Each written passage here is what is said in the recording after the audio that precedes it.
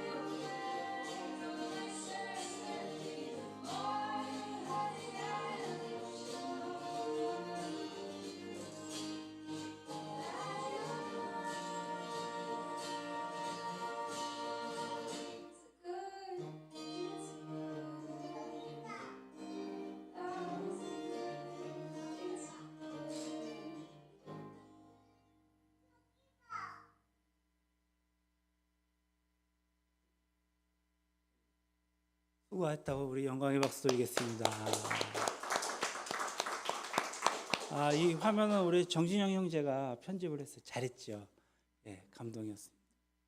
그런 의미에서 옆 사람과 인사합시다. 행복하세요. 축복합니다. 할렐루야. 감사합니다. 벌써 교회 설립한 지 12주년이 되었습니다. 여러 가지 사건, 사고도 많았고 또 이 교회를 많은 사람들이 오고 갔지만 여전히 변함없이 우리와 동행하시는 우리 주님을 찬양합니다. 특별히 교회 이전을 허락하시고 또 협력하여 선을 이루게 하신 주님께 영광을 돌립니다. 앞으로도 주님께서 본향을 향해 달려가는 우리 교회 위에 축복해 주시리라 믿습니다. 매년 이맘때 우리가 야유회를 다녀왔는데요. 오늘도 즐겁고 안전한 하루가 되었으면 좋겠습니다. 많이 모이진 못했지만 또 아주 보람차게 알차게 그런 하루가 되었으면 좋겠습니다. 어버이 주일이에요. 우리 저기에서는. 그래서 효도라는 제목으로 말씀을 잡아보았습니다. 제가 중학교 2학년 때쯤인가 이렇게 날씨가 화창할 때였는데 예전에는 교회 다닐 때 이 중고등학생들이 주로 교복 바지, 하복 바지에 티 아니면 청바지에 티, 그리고 그거 아십니까? 우리 때는 하얀 운동화를 못 신게 했어요. 검정 운동화를 신고 그렇게 다녔던 것을 기억합니다. 개중에는 이 더벅머리를 가리기 위해서 학교 모자를 쓰고 교회에 나온 친구들도 있었습니다. 저는 그게 싫더라고요. 그래서 이맘때쯤에는 바지를 접어서 실버 바지를 만들고 신은 하얀 테니스화를 신는데 발 뒤꿈치를 구겨갖고 접어서 그리고 다녔습니다. 함께 걸어가던 이 교회 선생님께서 제 뒷모습을 보시고 이렇게 말씀하셨어요. 다시는 그렇게 불량한 모습으로 교회에 나오지 마. 그렇게 했어요. 그때 저는 왜 그게 틀린 것인가 이해가 잘 안 갔거든요. 요즘처럼 날씨가 이렇게 풀리니까 젊은이들이 요새 패션 그 스타일 중에 자세히 보니까 신발이 접어서 나오는 거예요. 접어서 신고 다니는 게 그게 뭐 잘못된 게 아니더라고요. 그 칠보 바지는 진작에 나와서 칠보 바지는 예전에 칠보 바지를 못 입게 했다니까는요. 불량해 보인다고 어떻게 종아리를 보이냐면서 그때는 틀리고 지금은 맞는 것 같습니다. 반대인 경우도 있더라고요. 그때는 맞았는데 지금은 틀린 것. 우리 요 바로 앞길에 보면은 몇 년 전까지만 하더라도 일방 통행이 아니었어요. 그래서 언제든지 이쪽 뒤쪽으로 해서 이쪽으로 들어올 수 있었거든요. 요즘 만약에 그렇게 하잖아요. 바로 스티커 붙입니다.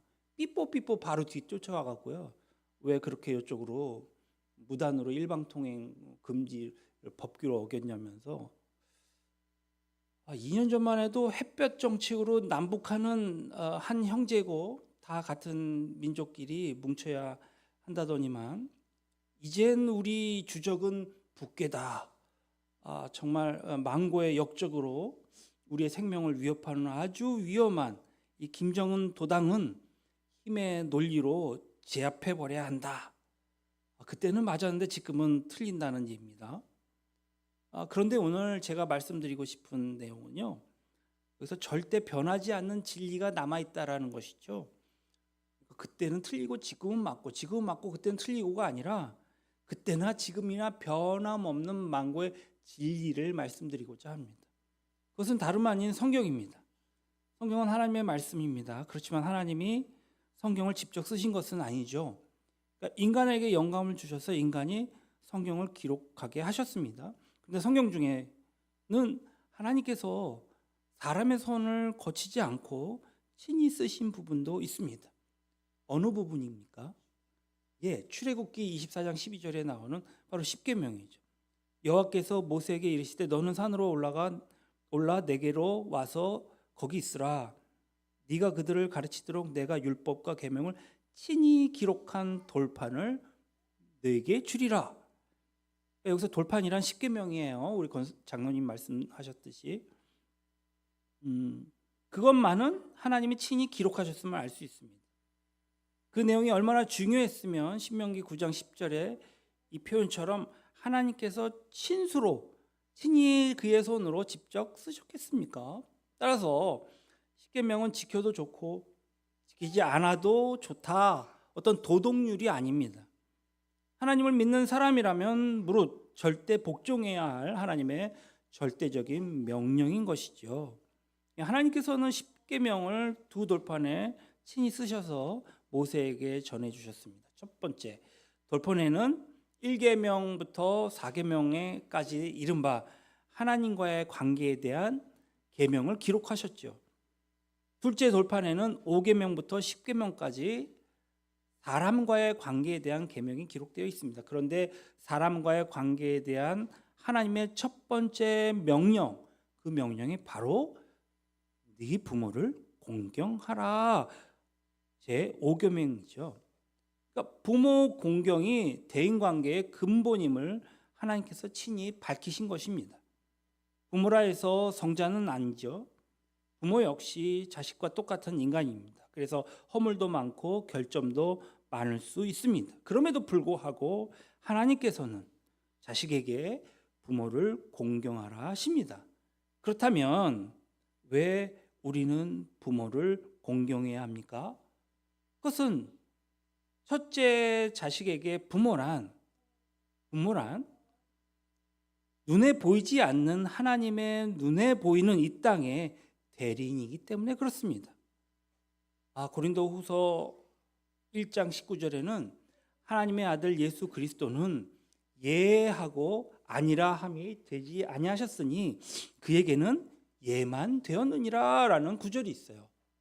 하나님과 예수님과의 관계는 주님이 하나님께 언제나 예하는 관계였다. 주님이 하나님께 언제나 예하셨다면 하물며 우리 같은 사람이야 두말할 나이가 있겠습니까? 다시 한번 정의해 봅시다. 믿음은 무엇입니까? 믿음은 순종이요. 순종이란 곧 무엇입니까? 예, 그렇습니다. 예입니다. 무엇이 경건의 훈련입니까? 신앙 훈련은 무엇일까요? 하나님께 예하는 것이죠. 어떤 경우에도 예하는 것, 그것이 참된 신앙인 것입니다. 따라서 눈에 보이지 않는 하나님께 어떤 경우든지 예하기 위해서는 오늘 눈에 보이는 사람 중 누군가에게 무조건 예하는 훈련을 거듭해야 하는 것입니다.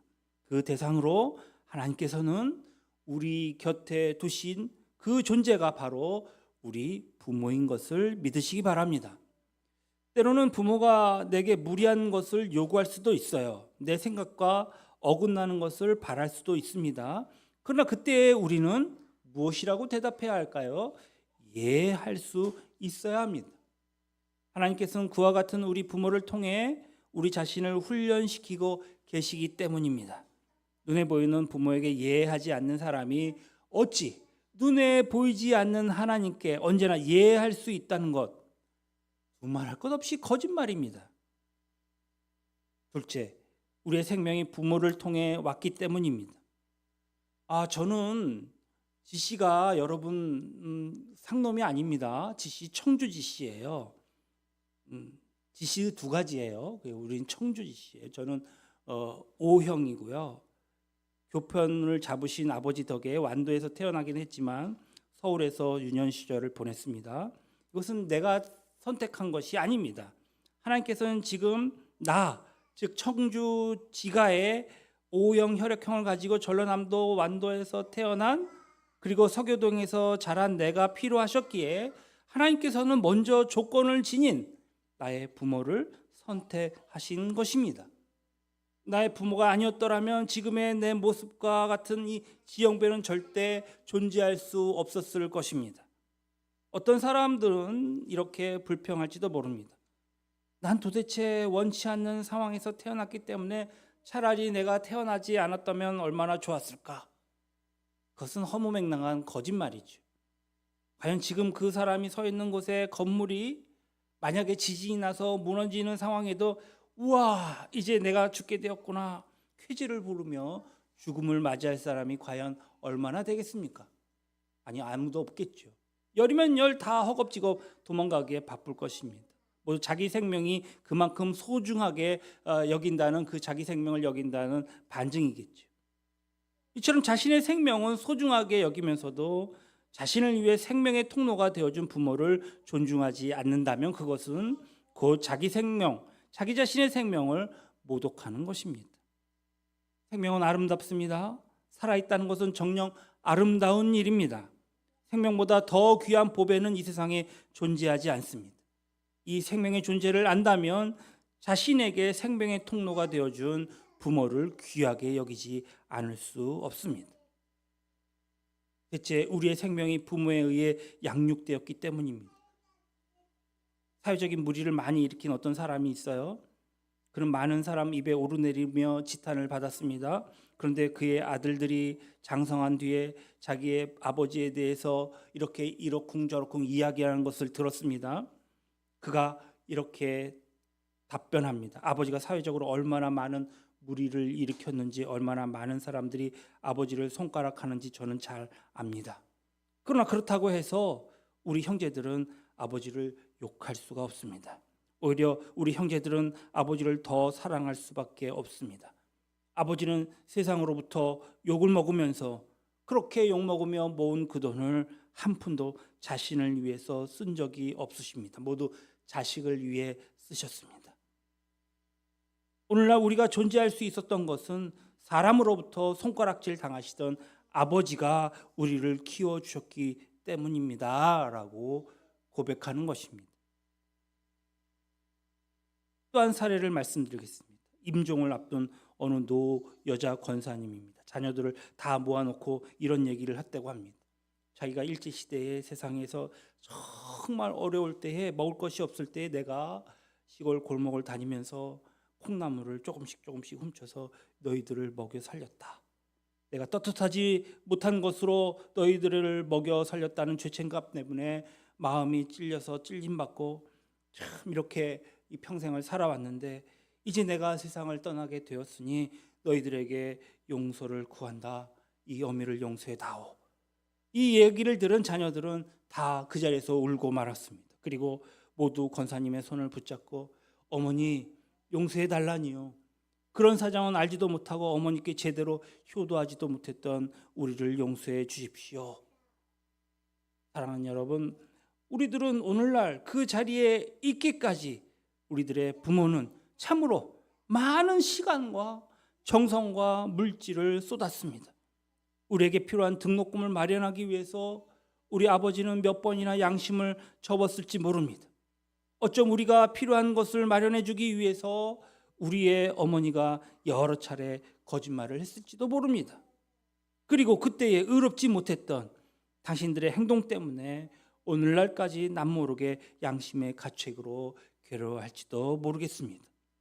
그렇다고 우리의 부모를 불의한 자라고 지탄할 수 있겠습니까? 오히려 더 부모를 공경해야 하는 것입니다. 우리가 의롭고 떳떳하게 번 돈으로 우리의 부모의 남은 여생을 편안히 모시도록 해야지라고 우리는 결심해야 한다는 말씀입니다. 그래서 그분들이 그 모든 죄책감으로부터 자유함을 얻을 수 있도록 도와드려야 하는 것이 자녀의 마땅한 본분일 것입니다.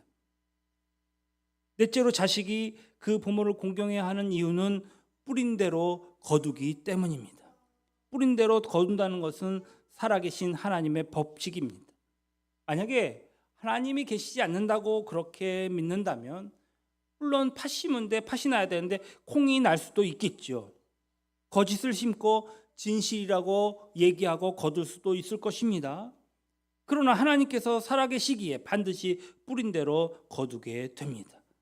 부모 공경을 뿌리면 자식으로부터 부모 공경을 받게 되고요. 부모에게 불효하면 그 불효가 자식을 통해 자신에게로 되돌아오는 것입니다. 어떤 TV에서 어느 국문학 교수가 효에 대해서 얘기합니다. 우리 세대는 소위 자기 자신의 출세를 위해서 고향을 등지고 부모를 버렸던 최초의 세대입니다. 이런 내가 과연 오늘 이 자리에서 효를 이야기할 자격이 있는지 두렵습니다.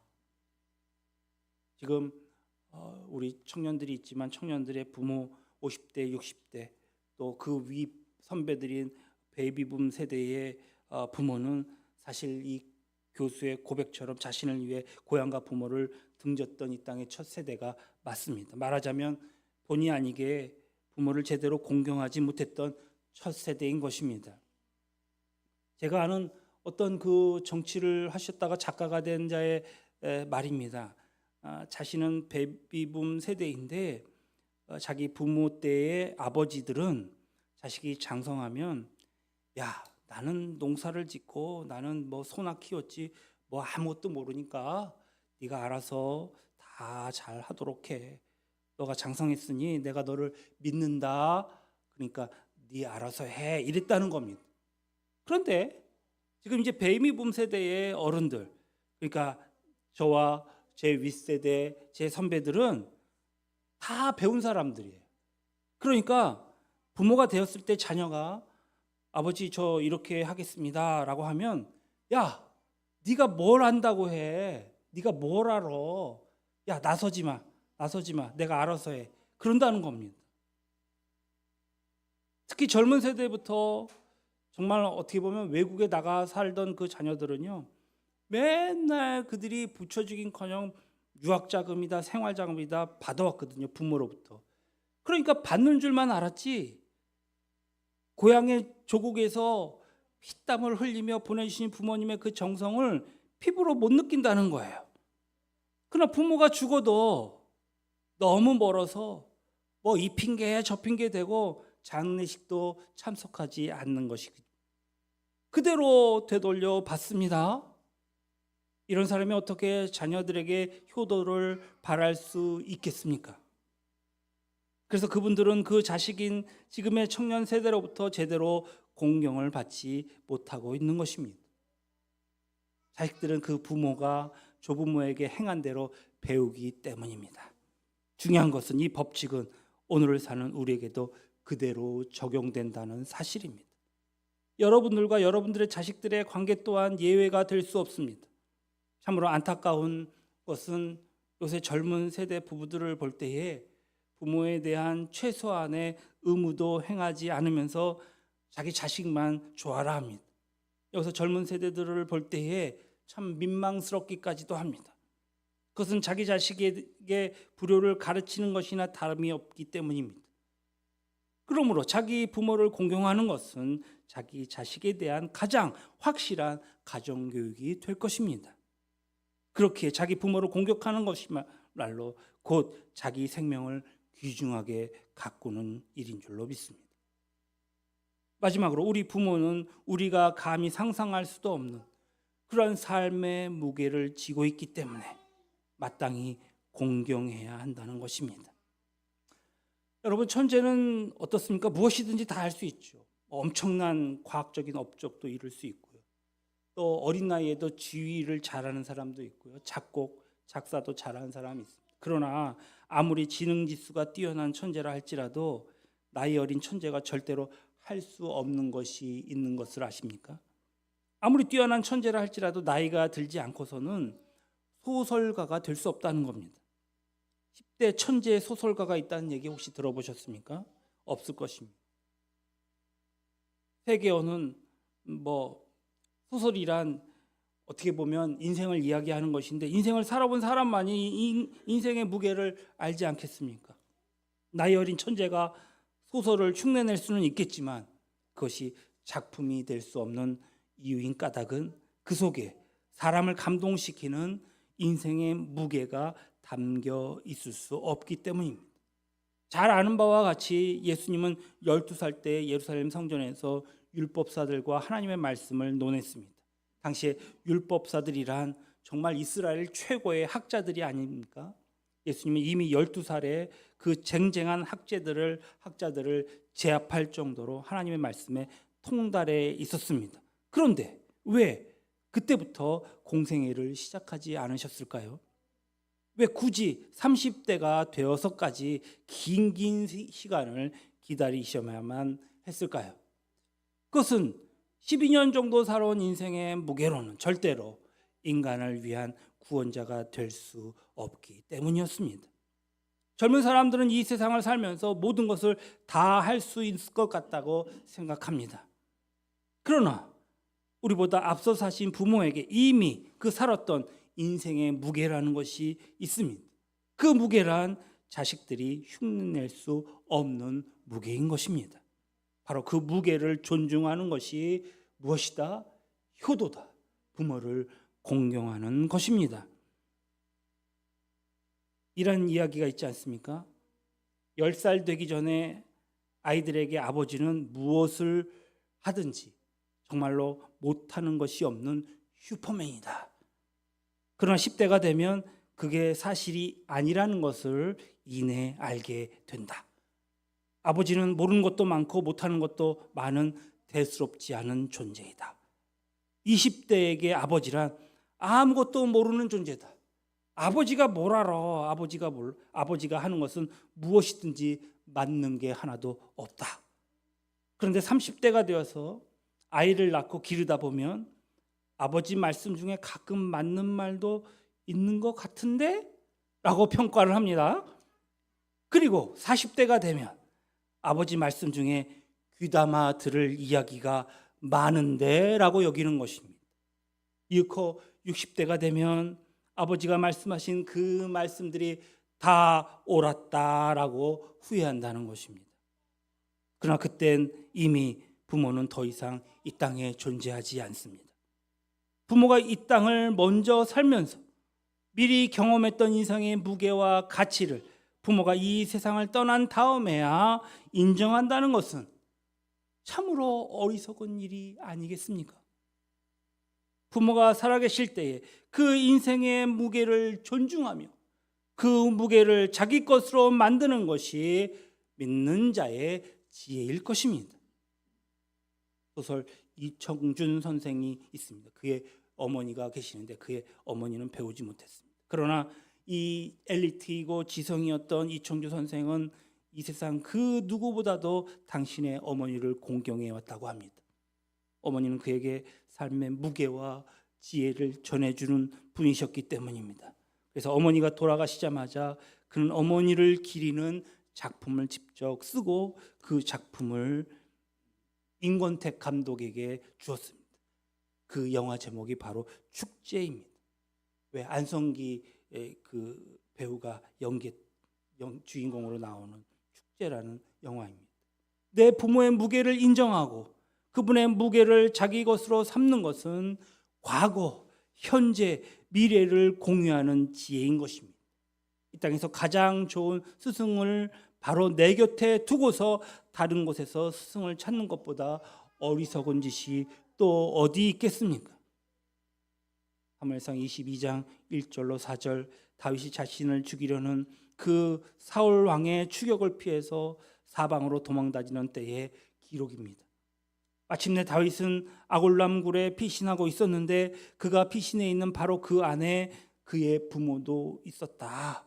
오늘 1절에 보니까 그러므로 다윗이 그곳을 떠나 아골람 굴로 도망하매 그 형제와 아버지의 온 집이 듣고 그리로 내려가서 그에게 이르렀고. 여러분 지금 그 필리핀의 대통령 그 마르코스의 아버지 마르코스가 부정행위로 인해서 축출되고 필리핀을 도망가다시피 떠났습니다. 하와이로 도망갔습니다. 그때 많은 돈을 들고 갔습니다.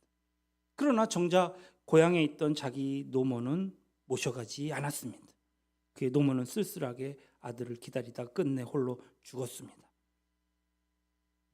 이내 마르코스도 죽었습니다.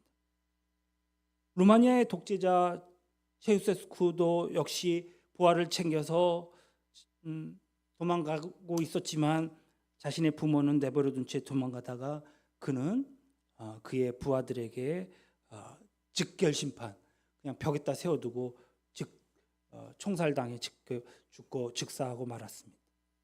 이 세상 누구도 자기의 목숨이 경강에 달려서 정말 허겁지겁 도망가는 순간에 부모를 모시고 다녔다라는 이야기를 여러분들 들어보셨습니까? 그런데 오늘 다윗은요, 부모를 모시고 함께 피신단 모습을 보게 됩니다. 피신 다닌 것만 아닙니다. 3절에 보니까 다윗이 거기에 모압 미스베로 가서 모압 왕에게 이르되 하나님이 나를 위하여 어떻게 하실지를 내가 알기까지 나의 부모가 나와서 당신과 함께 있게 하기를 청하나이다. 무슨 말입니까? 이스라엘 사람들은 이방인들을 아주 짐승처럼 봅니다. 따라서 이방인 앞에서 무릎 꿇는 것보다 더 큰 수치는 없습니다. 그런데도 다윗은 자기 부모를 좀 더 편하게 하기 위해서 모압 땅의 모압 왕을 찾아가서 무릎을 꿇고 모압 왕에게 부모를 부탁하는 것을 보게 됩니다. 그런데 여기서 좀 더 생각해 볼 문제가 있습니다. 그것은 우리가 늘 다윗만을 위대하게 생각하는 것입니다. 우리의 초점은 언제나 다윗에게 맞춰져 있습니다. 그러나 하나님께서는 그렇지 않으십니다.